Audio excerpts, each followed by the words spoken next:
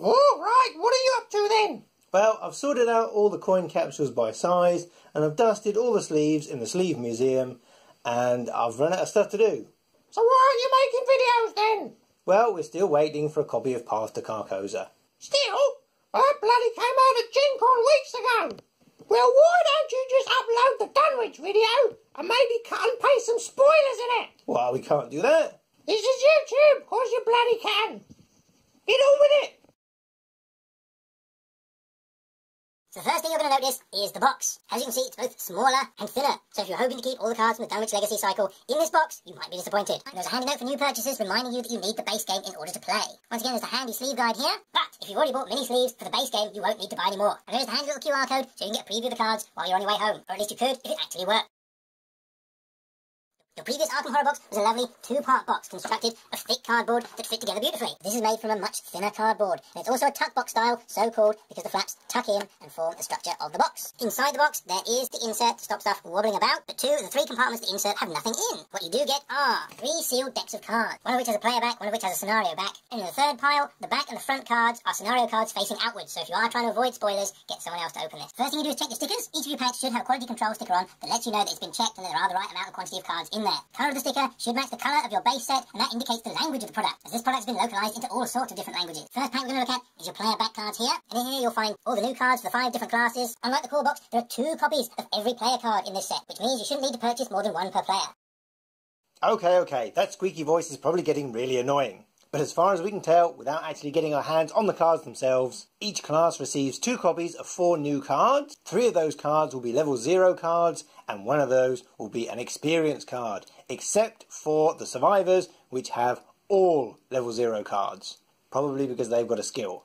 There are no neutral cards in this set, which is a shame, because obviously there is a neutral investigator, but the extra investigators and all those weird cards means that there are less spaces for player cards, and there are also less scenario cards as well. And not all of the player cards are going to be able to fit in the player card pack. So you're going to need to open up the pack with the scenario back, which has a copy of the survivor card hiding spot on the reverse, so you're okay for the minute. And then count off the bottom 2 cards, which will be 2 copies of hiding spot. And then the next 2 cards, which will be 2 copies of resourceful. And then things are getting a little bit tricky. So if you want to avoid spoilers, here's what you do. Your next 3 cards will be basic weaknesses.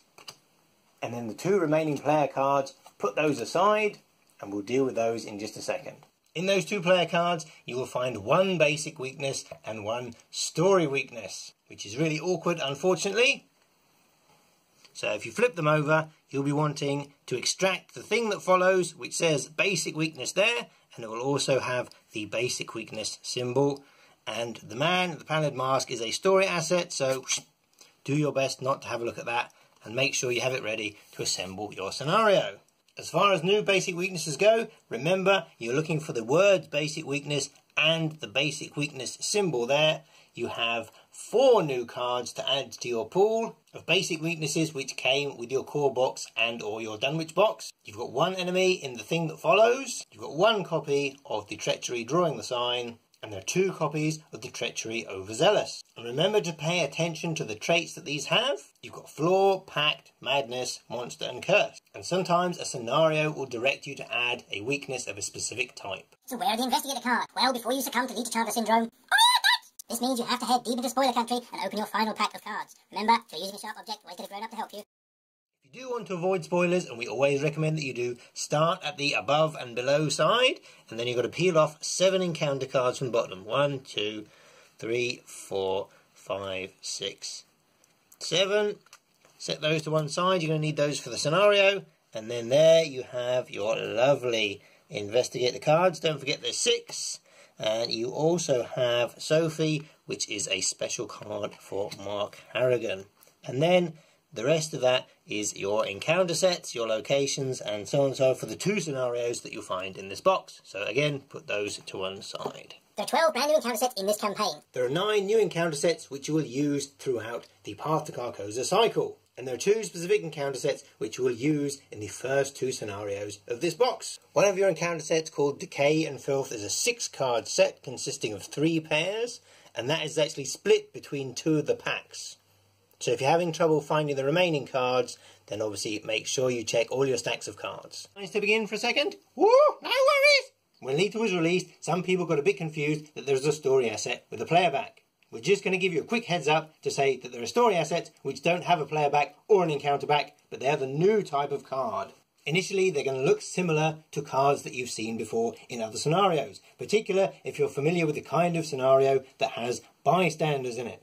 But something that will happen that will unleash a forced effect which will flip the card over. And as you can see, there's a lot of text on the back, just the same as you would find on the back of an act or agenda card. And it will give you some story, and it will give you some instructions, and it will tell you what to do with that card at the end. So don't panic. Also, in your core box is a Mountains of Madness rulebook, which if you flip over, turns into the campaign guide. There is indeed another Mansions of Madness rulebook, cunningly disguised as your Path to Carcosa guide. As the box itself is quite flimsy, and the insert is a little weird and impractical, you might be tempted just to put the box in the recycling, or maybe cut it up and use the artwork on one of your storage products. But wait, don't do that! Don't forget about your poor investigator card. Don't throw your mini cards away. Always good advice. And unlike the insert in the base box, you can't flip it over and do something useful with it. Cards themselves don't actually fit anywhere other than in the central part. With this expansion, there's a gentle step forward in complexity. The investigators are definitely the most complex part of this expansion. There are 6 investigators because you have a neutral investigator. Many of them have rule-breaking special actions, and even the simple stuff like the bonus cards and the signature weaknesses are not straightforward. With a couple having more than one of each, we've got duplicate cards, you've got all sorts of shenanigans. You also have this card here, which is a wonderfully thematic piece of game design. You're guaranteed that every group will stick this in one of their investigators' decks because they want to know what it does. And because it's a level 0 card, any of the Dunwich investigators can put it in there, as well as Roland and Daisy from the core box. There are some new rules introduced in this scenario. The first is a new keyword called Hidden, which is basically a souped-up version of Peril. And it's designed to sow a little bit of paranoia or uncertainty between the players of this cooperative game. There is a little note in the rulebook about Lola Hayes. She is the neutral investigator that gets to switch backwards and forwards between different roles, between different classes. And there's a slightly longer summary, and you'd be able to fit on her investigator card. Another new thing they're trying out is Doubt and Conviction, which is a sliding scale between the two. And if you have more of one or more of the other, that may change future scenario setups. So rather than recording a phrase in your campaign log, tick a box for doubt or tick a box for conviction. And when you start each scenario, you compare which one you have more or less of. And this affects your scenario setup, which is detailed in your campaign log and in your setup sheets. And you may also see cards, which reference doubt and conviction as well. There's a little bit more inside the campaign guide.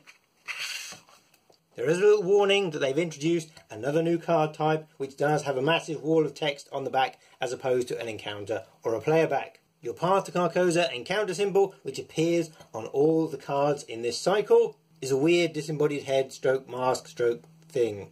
Remember, you're starting off a new campaign, so you need to assemble a new chaos bag, and there's never any shame in playing on easy for the first time you play it. And for the first time we see investigator-specific prologues. As this cycle kicks off with a play and one of your investigators is an actress, there is a handy little prologue specifically for that investigator. If someone is playing Lola, they get to read that aloud. If no one's playing Lola, you get to skip over it. You get a standard-looking campaign log at the back, and they've mocked up one of the pages to look like an old theatre programme. You are familiar with your standard boxes, and here are the checkmark areas for your doubt and conviction, so fill in, tick, or whatever those boxes when you're instructed to do so. As you can see from the scenario list, everything is very linear. You must start off with Curtain Call and then go on to the Last King. Note how the scenarios are labelled 1 and 2 as opposed to 1A and 1B, like in the Dunwich box. And when you've completed the both of them, there is a fairly hefty prologue with some thinking and decision making in it. And then after the amazing rush of 2 brand new scenarios, you have the long wait for the next of Mythos pack to arrive, which will be Echoes of the Past. This game consists of 156 full-size cards. And as we can see by measuring them thus, just like the core box, they are standard size. And for the mini cards, you want a sleeve which fits mini American board game, or anything which says X-Wing, which is another of Fantasy Flight's other tiny card games. With this set only containing 156 cards, you can pick up 2 packs of penny sleeves for either $2 or £2 and sleeve the whole game. So please do. You can get it done in 2 boxes of Dragon Shield, again 2 packs of the Ultimate Guard 100 units, or 2 boxes of the Supreme, or 2 packs of the KMC Perfect.